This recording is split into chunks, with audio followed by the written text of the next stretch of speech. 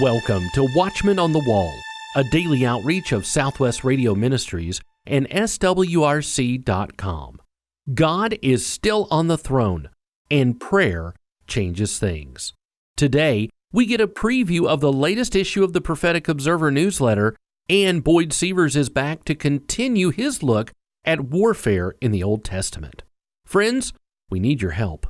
Summertime giving is always slow, but this year, with the upcoming election and the economy, giving is at a critical level. Unfortunately, we're having to cut expenses even more, including reducing the number of radio stations we're on. Simply put, we need your help. Please be praying for Southwest Radio Ministries. Ask the Lord to provide the needed funds so that we can continue to proclaim the good news. And as you're led, would you please consider giving a gift? Your one-time and monthly gifts are needed this month.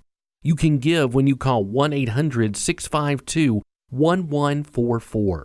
That's 1-800-652-1144. You can also give at our website, swrc.com.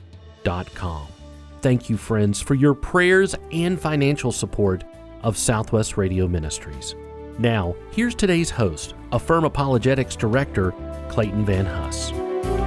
We're glad you joined us today for the Watchman on the Wall program. I'm your host, Clayton Van Huss. I am the Director of Affirm, the Apologetics branch of Southwest Radio Ministries. I am joined today by my friend Dr. Boyd Sievers. Dr. Sievers is Professor of Old Testament at the University of Northwestern in St. Paul, Minnesota, and he is also a member of the Shiloh Dig Team. He supervises a square and he teaches us about ancient warfare and the warfare that has happened here in Israel at Shiloh. Dr. Sievers, it's so good to have you here on the program. Thank you for having me back. Well, it's great. By the way, we are coming to you from the land of Israel. We have been here digging at Shiloh, finding fascinating things. We're going to talk about some battles maybe that took place there. Dr. Sievers is the author of the book Warfare in the Old Testament, the organization, weapons, and tactics of ancient Near East armies. It took me a second to get that out. Yeah, it's kind of long. I'm sorry about that. It's a great title. It's a great book. And something I didn't mention on the previous program is the art. So you have two different kinds of art in your book. This book has pictures. And some of them are color. I know. It's fun. That's what's great about it. Actually, an artist whose work I've enjoyed in military books, Angus McBride, you've got some of his art in there of ancient armies. Mm-hmm. But who was the other artist? Well, I do have some beautiful color illustrations by Angus McBride, as you mentioned, and then I wanted to do a lot of other line drawings, simpler drawings, and I wanted to highlight certain things, so I needed an artist that I could work well with. And my oldest son, Joshua, was an art major at my school at that particular time, and so we have similar interests, and so I would say, Josh, here's this thing, and I want you to highlight this and leave that out. And so he did, I don't remember, 80 line drawings or something, so he's in there quite a lot, and it's a better book because of his work. Yes, I agree. He did a great job. Your book, I have found, is very easy to use in research. I mentioned in the previous program that I've used it multiple times, and it really is. It sits on my shelf right behind my chair as I sit at my desk, and I turn around and pull it off of there often and go through it. It's an excellent book, an excellent resource talking about warfare in the Old Testament.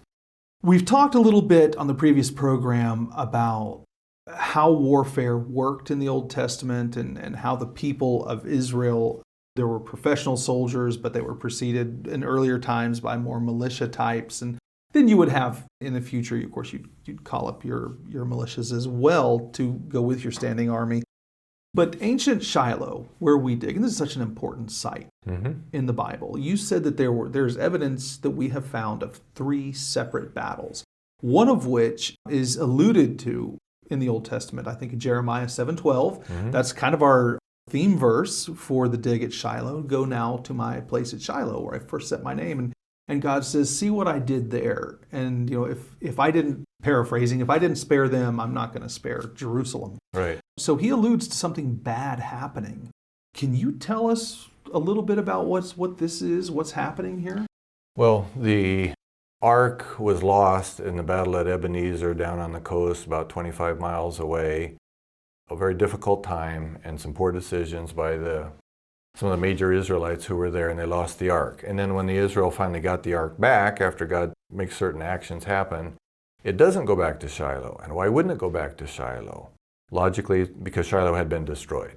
The Bible doesn't mention it being destroyed, but it does allude to it later on, as you mentioned in that passage from Jeremiah. When it's time for the temple, leading up to the time for the temple to be destroyed, and people say, you know, it can't ever be destroyed, that's God's house. And God says, no, I let Shiloh be destroyed, so why can't the temple in Jerusalem be destroyed? It got destroyed at that time.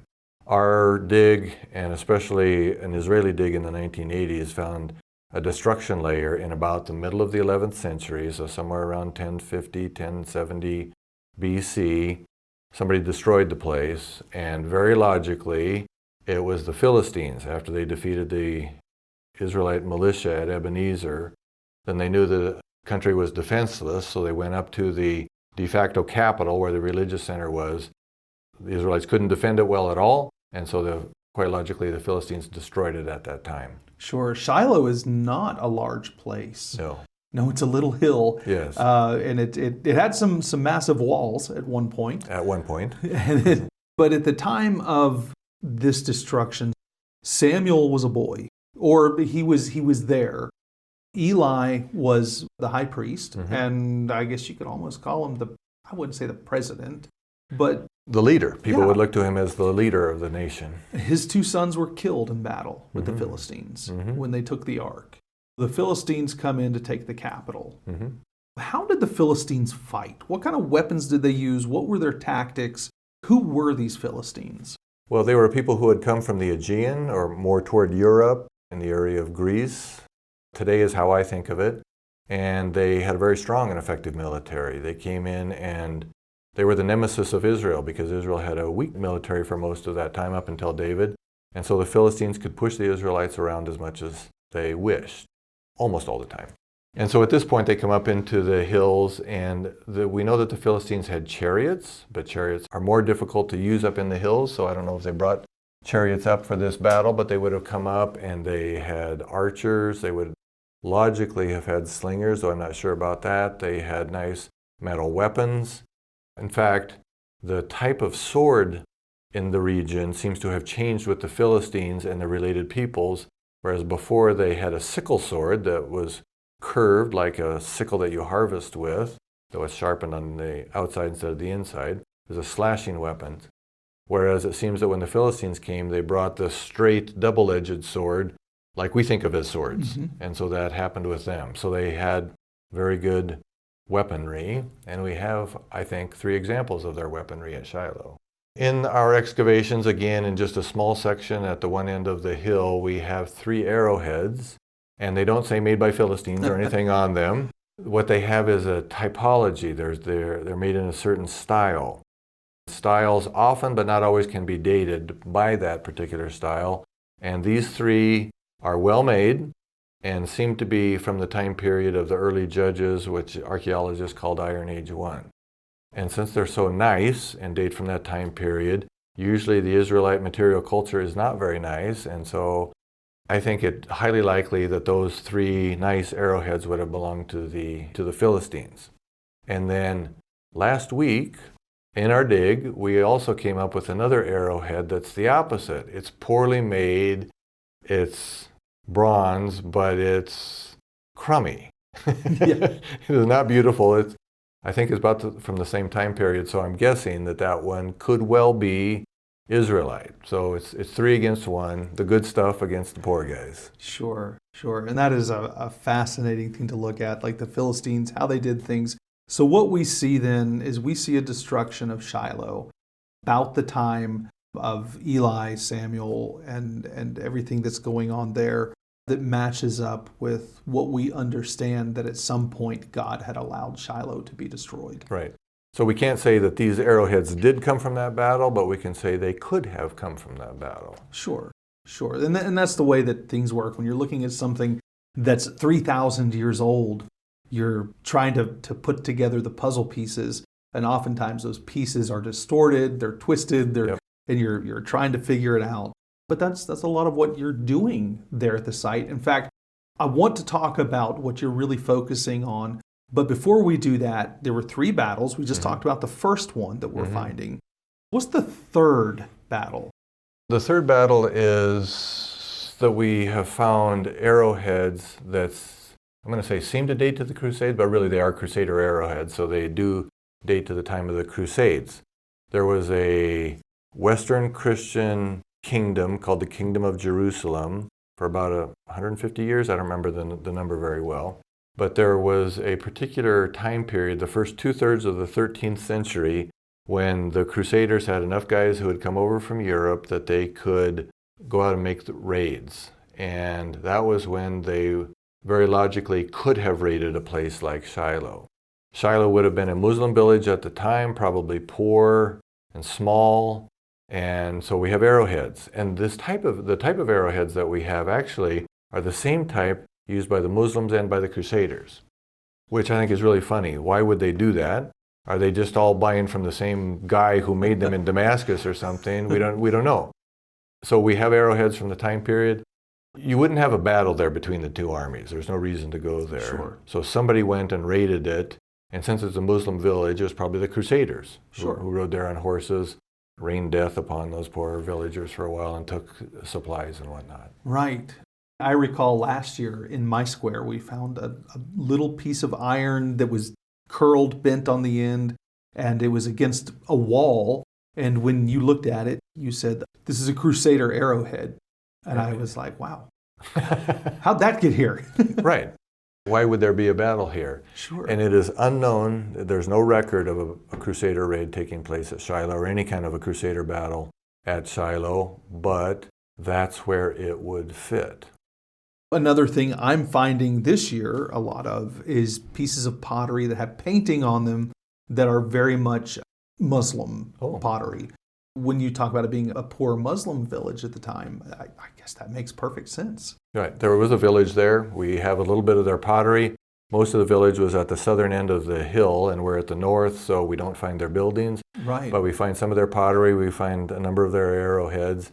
And then we find some of their coins also. We have a beautiful silver coin of Baldwin III, the one king of Jerusalem, and then we find a number of Arab coins, including the time of the 13th century. So things from that period that indicate that there was probably, I'd say a high probability that there was a Crusader raid at that time. Unknown from history, but here's the evidence, so that it's likely that that was the case. And that makes sense. We find things. Now, something else that is unknown from history. Okay, so we've bookended, we talked about the Philistines fighting there 3,000 years ago. We talked about the Crusaders fighting there, over 500 years ago? Yeah, a little less than, somewhere in there. And now, this is what you're really working on. You're finding evidence of a different battle that was fought at Shiloh, that would have been fought just after the time of Jesus, correct? Correct. A few decades after the time of Jesus, the Jews were under the Romans and were obligated to them, and decided they were going to revolt, and so they revolted in 66 AD. It took the Romans a year, but they brought in 3 legions, and then it took them 3 years to retake control of the whole of the nation. And finally, they had 80,000 guys at Jerusalem to crush the capital and end the second independent Jewish nation. There was a 3-year time when Vespasian, the leader of the army, and then later his son Titus, just strangled Jerusalem and the whole of the country. There's a historian, a Jewish historian, who actually defected to the Romans, who wrote a great deal about the revolt. And so it's a gold mine of information. And so with what he describes and some of what we find in the ground, you can see very careful advances of the Romans and when they went to where. Then at Shiloh, there's no mention of a battle at Shiloh in this pretty complete history of that revolt. Thus, in the first year of digging at Shiloh, when my student found what I thought was a Roman slingstone, I thought that doesn't make sense because the Romans did not come here. There's no mention of a Roman battle at Shiloh in the ancient records. There's no discussion in modern academic literature. But after 3 years in reviewing all of the finds, especially the military finds, which are of interest to me, the slingstones and the arrowheads demonstrated we had a Roman battle there. which I thought was stunning because here's a battle nobody knew anything about. And now we have just proved it, quite honestly. This battle fought between the Romans and the Jewish inhabitants of Shiloh. We understand the Roman army. We understand that they are well equipped. They're carrying all sorts of weaponry. They're carrying artillery. Tell us a little bit about their artillery. So the Romans could make machines that could launch two different types of ammunition, big stone balls and big fat arrows with iron points on them. They could launch them up to 400 yards away and with a high degree of accuracy. So they could sit out of range of anything the Jews could do and rain death on the Jews at whatever target they were at. And that's what they did at Shiloh as well. We know that because we have ballista balls, even at the far end of the hill. They would have set up south of the southern end of the hill, but they could fire those stone balls clear to our area where we are digging, and we have found 10, something like 10, including 4 this year. Goodness. Yeah. I know 2 years ago, we pulled out a piece of a flint ball. I didn't know what it was at the time. My memory could be distorted, but I remember this thing, when you look at it, you figured, okay, the whole ball must have been somewhere the size of a small cantaloupe. Does that sound about right? Yeah, the Romans would fire stone balls about the size of a large orange all the way up to a basketball.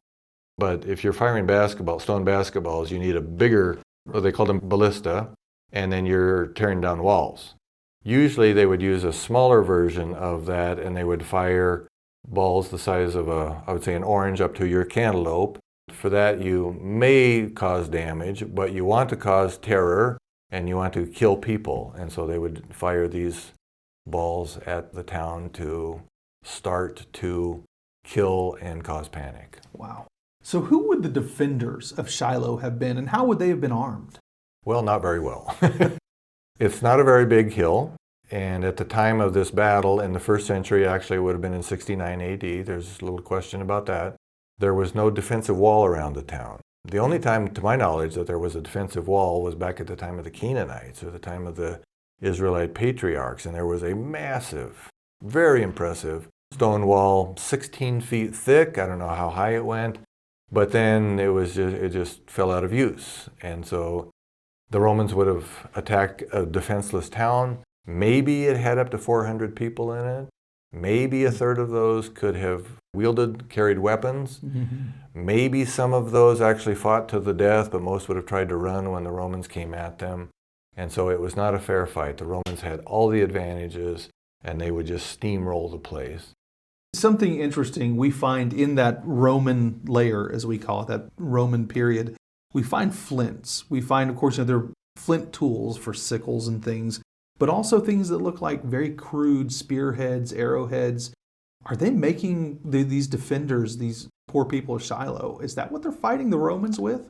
Yes, quite probably. The Romans they must have used hundreds of metal arrowheads when they were attacking, but they would collect their stuff after the battle.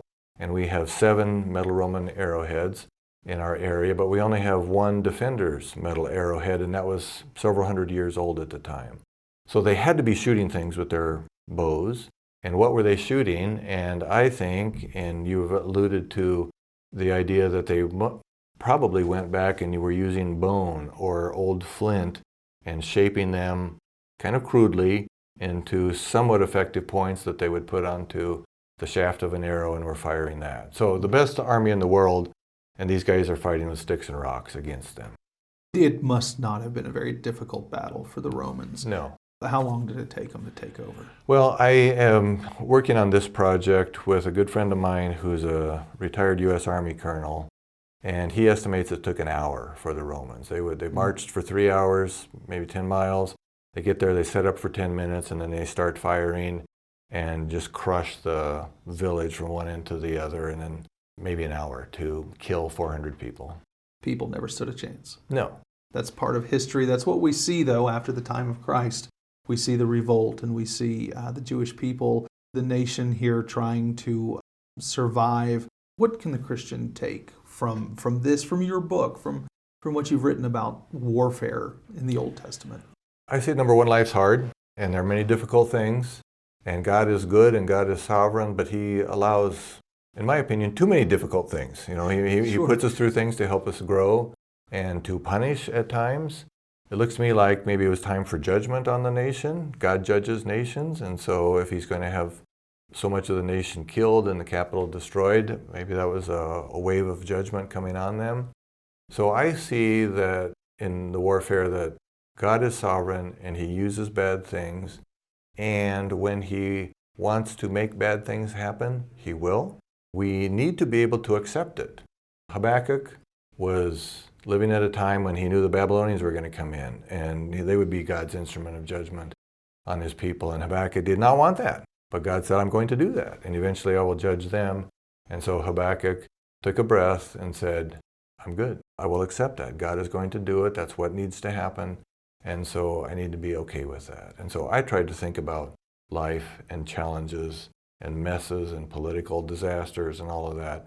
Much of it is not good, but God uses it as he needs. We've been talking today with Dr. Boyd Sievers. Dr. Sievers is the author of the book Warfare in the Old Testament. He is a professor of Old Testament at University of Northwestern in St. Paul. Dr. Sievers, thank you so much for joining us today. This is a fascinating subject and a great book. Well, thank you very much. I agree, it's fascinating. Glad to be able to share it. Well, thank you so much, and thank you for joining us today on Watchman on the Wall. The complete 2-day conversation on warfare in the Old Testament is now available on CD. Simply call 1-800-652-1144. That's 1-800-652-1144. Today's featured resource is Boyd Sievers' book entitled Warfare in the Old Testament. Warfare in the Old Testament helps bridge the gap between the modern reader and the world of the Old Testament by using textual and physical evidence to describe ancient military practices. Boyd Sievers paints a realistic picture of how Israel and the surrounding nations did battle, adding depth and impact to the relevant biblical accounts. Filled with illustrations, this full-color volume explores the archaeological evidence and early writings that shed light on biblical warfare between Israel and its neighbors. Order your copy of Warfare in the Old Testament today when you call 1-800-652-1144. That's 1-800-652-1144. You can also order at our website, swrc.com. Warfare in the Old Testament. Learn the role that religion played in these ancient warfare practices. 1-800-652-1144. The brand new issue of our Prophetic Observer newsletter is ready to head out to mailboxes across the country. With a preview of the articles inside and the topics covered in this issue, here are Pastor Larry Spargimino and Josh Davis. The Prophetic Observer newsletter is a monthly publication of Southwest Radio Ministries, and here to discuss our latest version is Pastor Larry Spargimino, the host of Watchman on the Wall. Pastor Larry, I'm glad to spend a few minutes with you today. It's my privilege to be on and to be with you, Josh. I know that you've written so many articles for the Prophetic Observer over the years, and it's really always very well received by our listeners and those who receive mail from us. So friends, let me share this with you up front before we discuss the particulars of this version of the Prophetic Observer. You can sign up for our mailing list by contacting us, and anytime you place an order with our ministry, you'll be added to our mailing list. We also have a free new listener pack. You can receive that, and it'll include one of the latest issues of our Prophetic Observer newsletter. You'll be added to our mailing list, and you'll start receiving these in your mailbox every single month. Of course, we also have digital versions of these articles available through the swrc.com website. And Pastor Larry, why don't you describe a little bit about what your article is about in this latest version of the Prophetic Observer newsletter? Well, Josh, my segment is about what Iran's leaders believe about the end times. What a person, a people, a nation believes about the end times will determine their behavior. The religious leaders in Iran have an eschatology that makes them dangerous, and I really mean that. We can understand why the Iranian leadership makes so many murderous threats against Israel and the United States. It's their eschatology, the end-time view of their religion. You know, as I was putting this together, I realized this should not be a surprise. As a matter of fact, General Douglas MacArthur, as the supreme commander of Allied powers in the Pacific, realized that the dismantling of Shintoism as Japan's national religion had to occur. Emperor Hirohito had to renounce his divine status. So what do people believe? What their religious outlook is, especially what they believe about the end times, is really important.